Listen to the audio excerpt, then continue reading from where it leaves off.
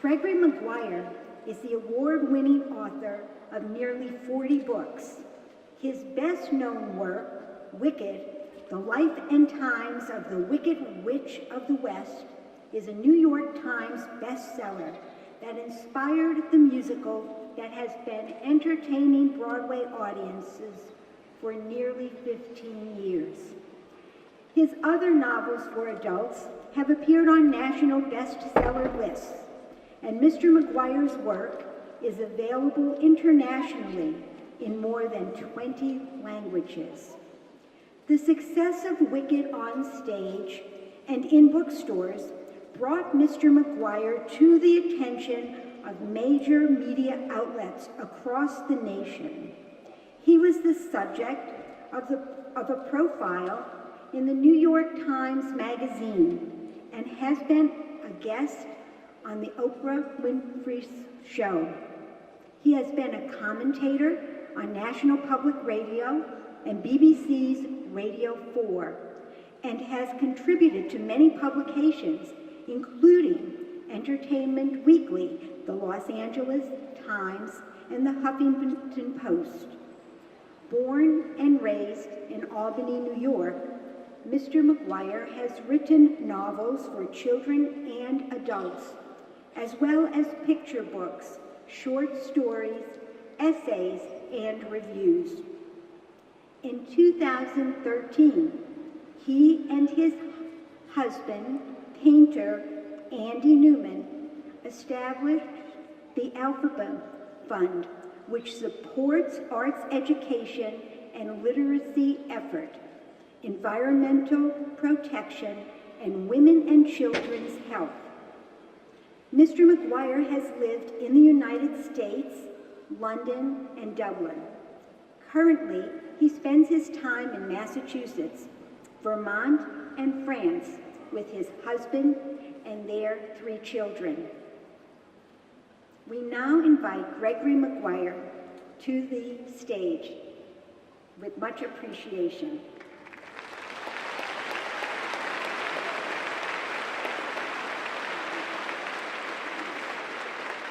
He will come forward to receive the honorary degree, which will be bestowed by Keystone College's president, Dr. David L. Coppola, and Robert Swartley, chair of the Board of Trustees.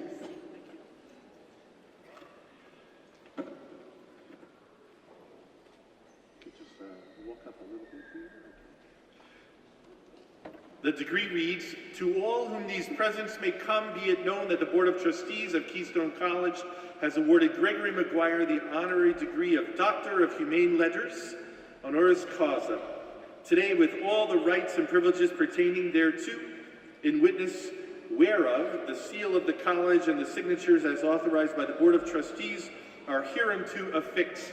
Awarded at La Plume, Pennsylvania, this 12th day of May 2018. Congratulations, Dr. Maguire. Thank you.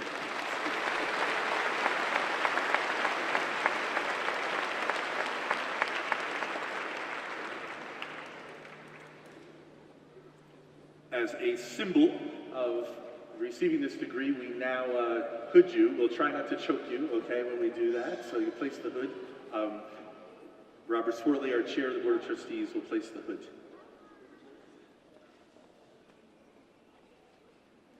It's not as easy as it looks, okay?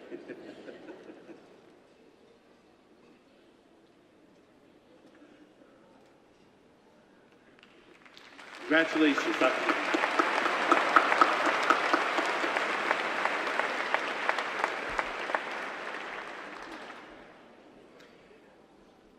Hey, the music is just great.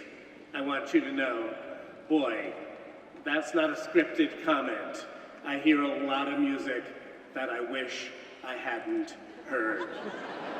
Thank you so much. Great job, people.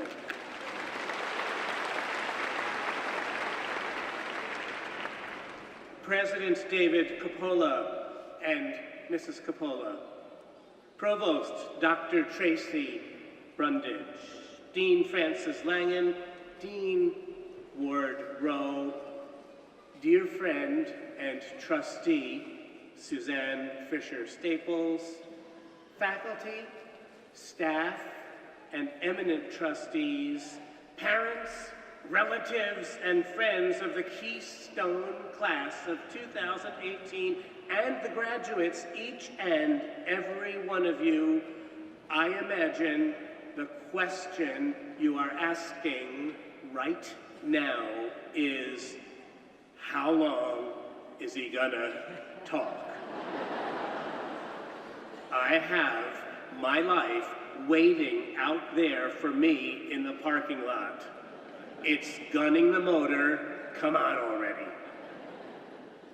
You might be saying to yourselves, I was thinking of having UPS deliver my diploma next week. I hope I didn't make a mistake by coming to pick it up in person. You might be saying to yourselves, well, if he has anything to say, he better start now. That's good advice. Start now. Okay, I have an 18-year-old son who is planning on skipping his high school graduation ceremony in 2 weeks. High school hasn't been easy for him, so I can't say I blame him. Seeing everyone around you winning prizes and having friends to hug when you have been lurking on the edge of things and barely scraping together your credits can be demoralizing. I'm not going to make him go, though I did rent him a cap and gown in case he changes his mind. But this just makes me all the happier that you are here. Let me satisfy my selfish needs as a parent for being, for the next 11 minutes, an honorary parent to all of you. Great job, gang. This is a wonderful day and an important one. I knew you could do it, most of you, but you all did it. You might feel that attending a graduation ceremony is necessary. At the very least, you owe it to your loving and beleaguered folks, if not to your professors and to your alma mater. But still, you might consider it a tiresome and kind of artificial moment, like the stroke of midnight on New Year's Eve, that we have decided arbitrarily divides one numbered year from the next. Today is just another day. This convocation is just another custom, a traditional marker in the inevitable rush of time and change. Yes, you've reached a milestone. You acknowledge this, and so do your caps. But you haven't really changed any between, say, this morning and tomorrow morning.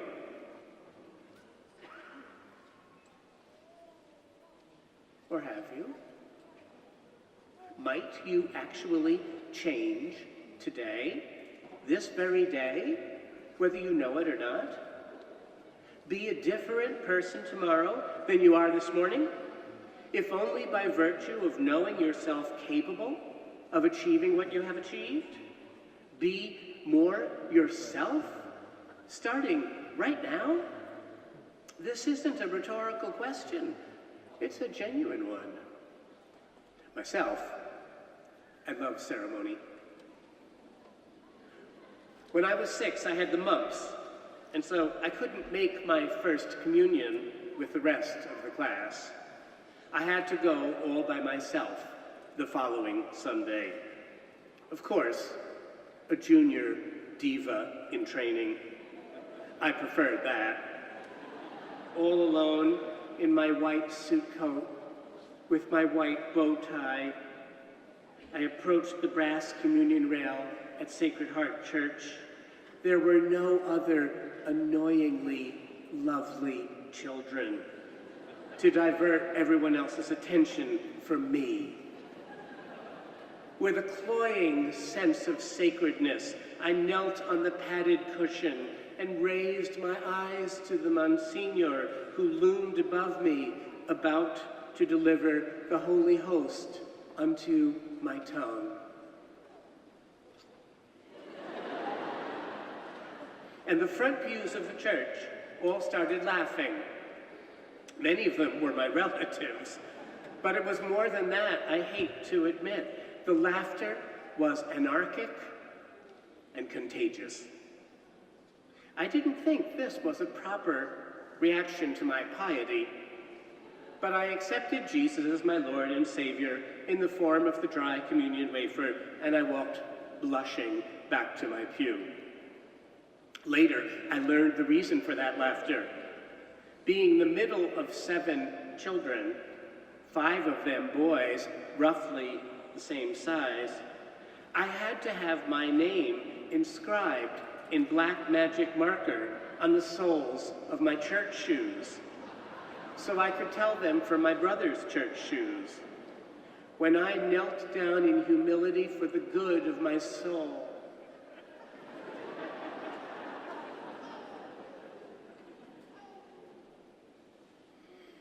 my fake leather soles were on display to the world, advertising me as Gregory, Gregory.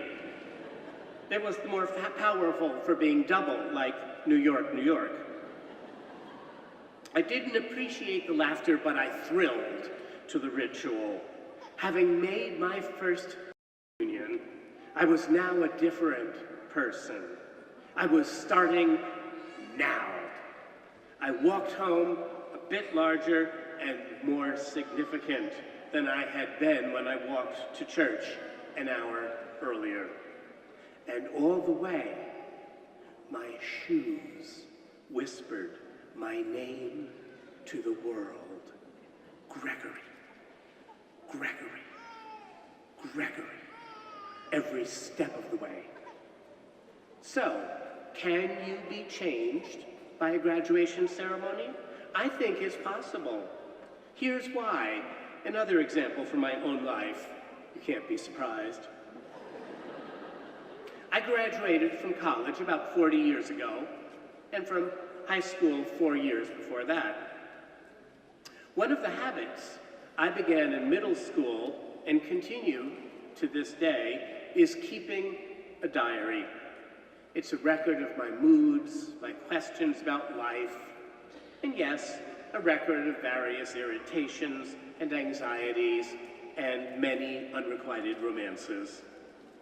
About what you'd expect from a slightly fey teenage boy over-involved in his own precious self. A journal itself says, Gregory, Gregory, Gregory on every page. It's kind of embarrassing, to be honest. Because I've had a career in writing that has involved a few best-selling fantasy novels, Broadway musical, some award-winning children's books, and so on, some people are interested in how I came to do the work I've done. Not my kids, but we won't go into that. So at this stage in my life, I am busy worrying about what happens to my journals when I die. Of course, I could burn them. I better burn them if I don't want my kids to see them. And I don't want my kids to see them. But I could also copyright them and impound them in my archives, blocked from view for 100 years. In that case, so my heirs can own the rights, I need to type the journals out and submit the typescript to the Library of Congress for the copyright. Every day these days, I am typing my old journals. I am reminded more and more about Gregory, Gregory, Gregory. It's a punishment, not a joy, believe me. As examined today, these notebooks artlessly depict a young, earnest, sentimental, slightly moody, and slightly loopy kid who, it turns out, knew exactly who he was and what he wanted to do All he didn't know was how to get there, and how to recognize change when it happens, how to know when he had started. For instance, by the time I was a freshman in college, I wasn't writing, "If I can be a writer when I grow up." I was saying, "When I'm a writer." And here's an excerpt from January 1973, 45 years ago, when I was a freshman in college, verbatim, quote, "It disgusted me today to sit in the circle of practical criticism and, the class having been directed to tell something about ourselves, to hear kids say, 'I want to write the great American novel. I want to write Broadway plays. I want to write blah, blah, blah.' So what? I want to write too, but I won't put myself on the line like that. I'll just do it. I hope to get something published in children's literature, and if I do, I'll be more than satisfied. And I'd like to come across an idea for a fantastic novel, or a set of poems, or a play, I suppose, but I have no delusions about it. What comes to me will come, but until it does, I'm not going to announce that I want to be the greatest." Oh, really? Gregory, Gregory, Gregory? Well, I'm not proud of that snarky tone, youthful insecurity, poorly masking itself as superiority. But I have to confess that coming upon such a clear indication of where I was headed as early as freshman year in college, something I hadn't remembered that I even knew as early as that, has made me rethink what it means to be the age that some of you are now, and the ways in which this event right now is not just a ritual, not just a rite of passage, but a day of actual commitment to yourself. A starting out right now. You throw off something tentative today and you put on something more confident, which might as well be called character. A favorite quote of mine is Ralph Waldo Emerson. Character is centrality, the impossibility of being displaced or overset. What reviewing my journals from when I was your age or thereabouts has shown me is that we may be set in our paths earlier than we know. And part of the job of continuing to mature is not to become who we are not, but to realize who we already are, the centrality of character. And yes, of course, we do change. Life has its way with us. We enjoy epiphanic moments of inspiration and experience. We suffer corollary periods of disaster and stress. But before I leave the subject of my journals, I want to say that there was one other thing I noticed in reading the day-by-day account of my young life. On the day after I graduated from high school, another of those arbitrary circumstances, pomp and circumstance, about which I was so snooty, so condescending. That next day, the first day that I wasn't a high school student anymore, the very tone in my journal changed. It stepped up its game. It was more serious, more cleanly written. It was shorn of high school jargon that I'd invented with friends. It was more grown up. I was starting now. This is then to suggest to you that the very act of graduating at a ritual convocation, old-fashioned though it might seem in these days of postmodern, trippy, ironic jadedness, may prove to be for you, as it was for me, more than a mere obligation to your parents and your teachers. Going through a ceremony is a way you have of talking to yourself. You may not realize this is happening to you, but be patient. Learning from what my own journals showed me, I now think that rituals such as a graduation are necessary moments in which we formally give ourselves permission to advance, to grow up, to start now. Almost unconsciously, we do this. We move forward toward this podium slightly sheepishly, head held high or awe-shucksy, startled at ourselves, grateful, maybe a little timid about what is next, but inside ourselves, something else is happening.